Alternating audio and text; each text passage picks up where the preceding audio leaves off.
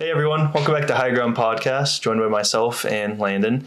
We're going to jump right into it today. Landon, what are we talking about? We're talking about, we titled this episode, the Nolanverse, which we're going to be talking about Christopher Nolan, some of the films he's been a part of, he's written, he directed, he produced. And Zach, let's just start off, what's some of your favorite films he's directed? I've mentioned Interstellar more times than I can count on this podcast, but that's definitely I'd say that's my number one favorite of his, which we'll talk about like all of his stuff later. Yeah. I love that. Obviously there's the Dark Knight trilogy. There's Oppenheimer. That one was really good. Another one that's kind of slept on is The Prestige. I really like that one. The Prestige. Such a good twist movie. Then there's some I haven't seen yet, but I'm looking forward to seeing. Inception's on the top of the list, actually. Such a good movie. I need to watch that one. There's Dunkirk. I've seen bits and pieces of Dunkirk, like when it's on TV, but I haven't like locked in and watched it, so I definitely want to do that at some point. I've heard of Memento. I've never heard of Insomnia before. I need to watch that, I guess. And then Tenet I've heard of, but I've never watched. And I think that's quite literally all his movies. He's been, so fun fact, he's been a part of, not just directed, but he's directed obviously some great films, but he's also been a part of quite a few films that I was actually surprised digging into some Christopher Nolan. So just to give you all a little spike of it, he was actually an executive producer on Zack Snyder's Justice League. He was also an executive producer on the original Justice League. What? He was also an executive producer for Batman vs. Superman. And he was also a producer for Man of Steel.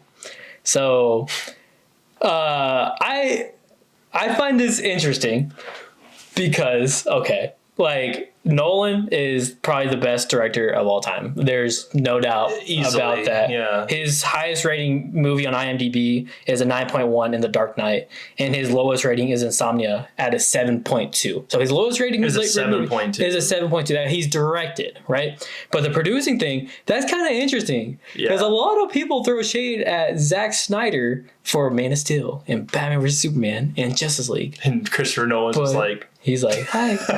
I didn't know that. I didn't know he was... Because, obviously we have Christian Bale's the Batman trilogy. But, that blows my mind. He was part of all those, Yeah, because the style just doesn't... I know he's not the one directing it, but, just to be taglined on that is, crazy, you know? Yeah. He did the story for Man of Steel. Okay. So you say but that. It's not just him. There's a lot more people with him. But I could see a little bit of that just because it is a little bit Nolan coded, but still, I don't know. That's just weird. Yeah, it's crazy, isn't it? But hey, man, dudes are great. I just find that interesting because there was for a while it was a bunch of superhero movies were like this because of Nolan. Yeah, interesting. It was, but not in a bad way. But the stories are very similar to the Dark, because the Dark Knight said kind of a grittier foundation for moving forward with superheroes. But it worked. It worked for the Dark Knight, but for the other ones, it's Superman is something. You don't do that for Superman.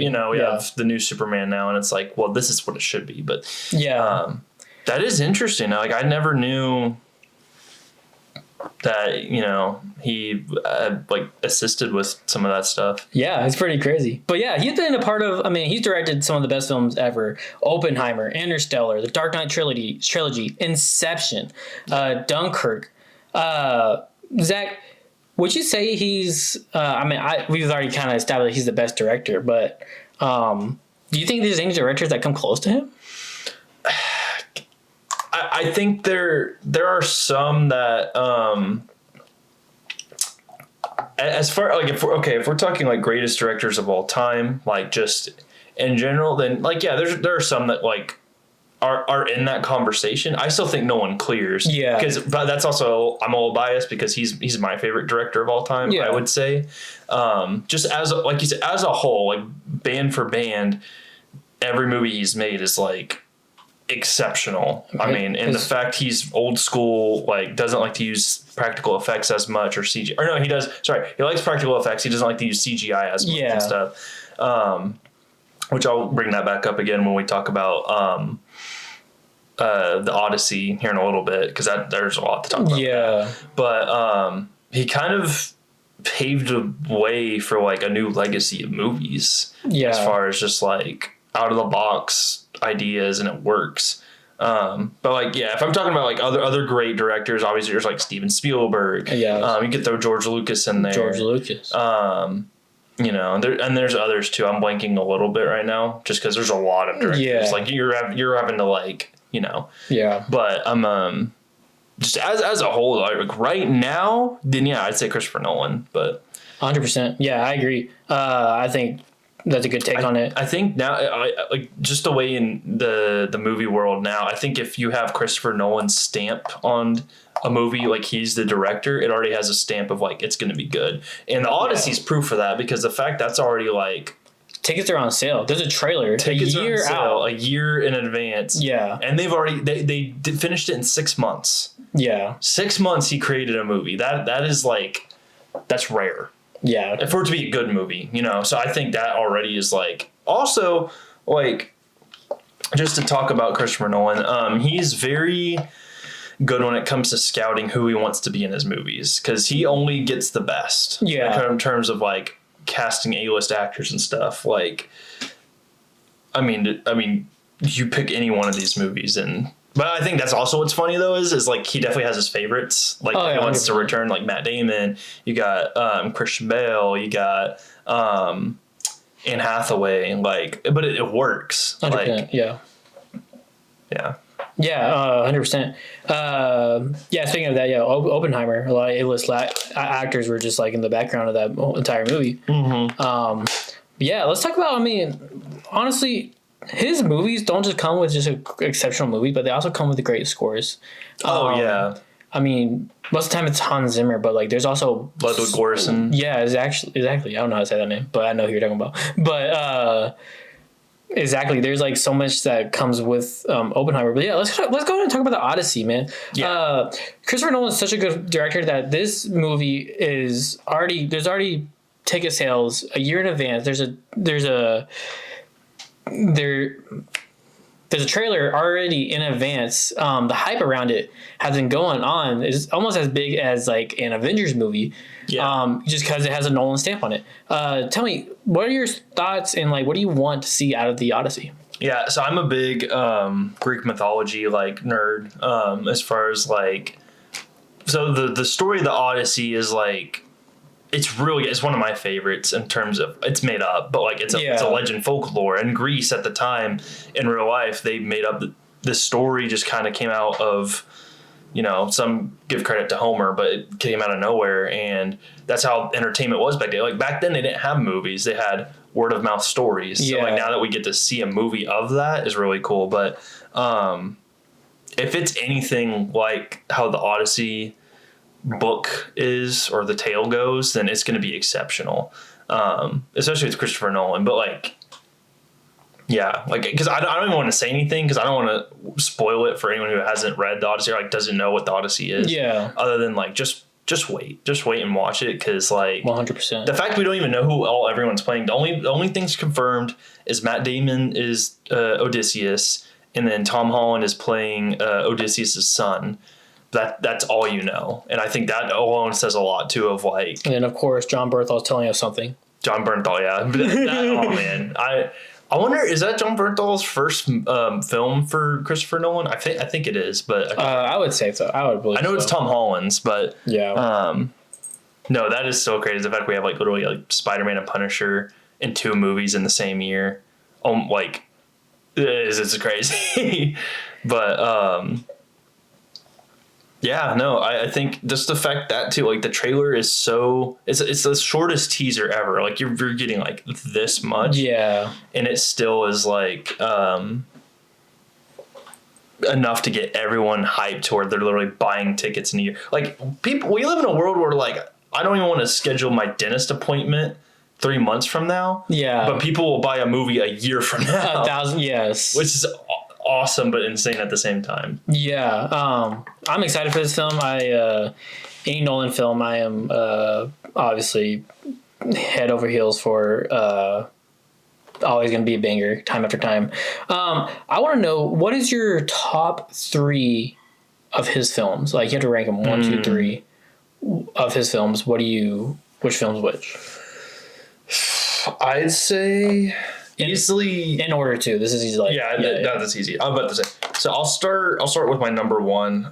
Easily Interstellar. The first time I watched it was in theaters. That's something too. Like, side note, with his movies, like, which is why we did this episode, because some of them are re-releasing in theaters this month. But his movies are so good. It's like I almost only exclusively want to witness them in theaters. Yeah. Because of how insanely good they are.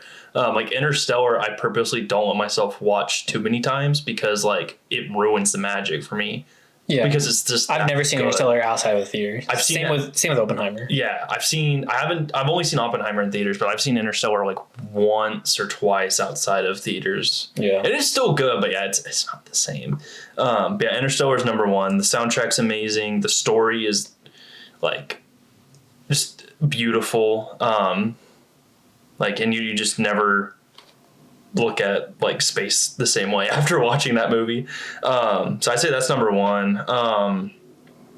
This is where it gets hard because Oppenheimer and Dark Knight are my other two, but like as far as placement, it's like it's really tough, dude. I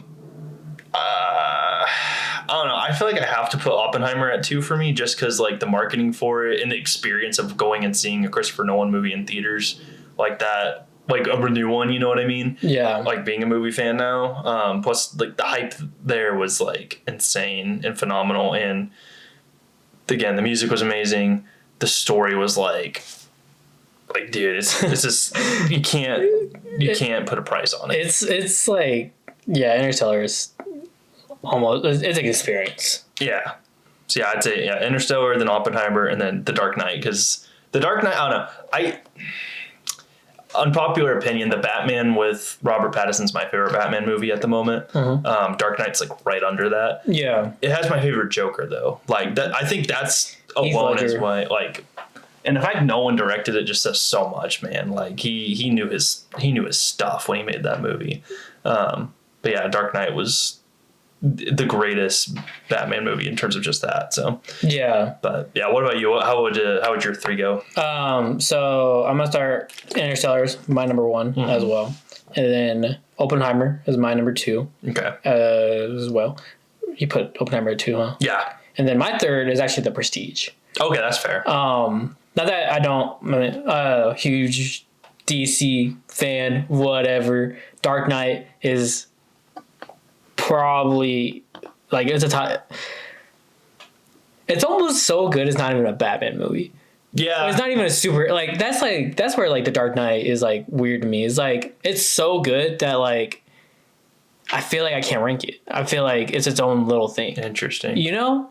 Yeah, I feel like if you took the Batman movies out of this, I would also probably say The Prestige. Yeah, but that's just because I need to watch like Inception and some of the other ones, but from what I've seen, yeah, I think that's a fair take. Yeah. But no, I agree. It's hard when you watch the Batman movies. It's like it's Nolan. Yeah, it's Nolan, but also it's like it's Batman, but like I don't know. It's just so uniquely like its own category, kind of like you said. That's all of Nolan. Everything he does is its own category. Like, and I think that says a lot. Like when I think we look back, like when we're in our 50s and it's like 30 years in the past, looking back, and whatever else movies he makes, they're all going to be on like the greatest list. Like it's just insane. The fact he's consistent too. That's the thing about Nolan that's like actually I'm glad you brought it up. He's always consistent. Even like his worst films are not even that bad. No, they're not even bad. That's the thing about Nolan that's like kind of stands him as the greatest director ever. Yeah. Is honestly I want to see him do a Star Wars film. I really want to see him. I would like that. Yeah. He's already had his hand in superheroes. He's had his hand. He's going into mythology. He's had his hand in history. He's had his hand in magic. He's almost done every like category except for sci-fi. Well, I guess he did do sci-fi, but he did except for Star Wars, not nerd sci-fi. You know, that would be crazy if he did. I don't even know like where to begin. What he would do. Like I would just give him a whole new story. Like here, this is a random character that exists. Well, yeah, that's what I mean. Yeah, but like it would be like the Starfighter or something like that. Yeah, it's like its own thing. Doesn't connect, or it does connect, but it connects. But it's not like like pressure's not there. Like, you have to make this a main trilogy film. Yeah, we see a hologram of Palpatine talking. That's the only thing that connects. Literally just that type of thing. Minuscule. No, I agree, but yeah, it is insane. But yeah, that, and also like I want to talk about like his filming technique. So as many people know, like the past few movies he's done has been exclusively like IMAX focus. He wants to put it on the biggest screen. So that's what's cool about Odyssey is he actually only filmed it with IMAX cameras, which is like never been done. Yeah.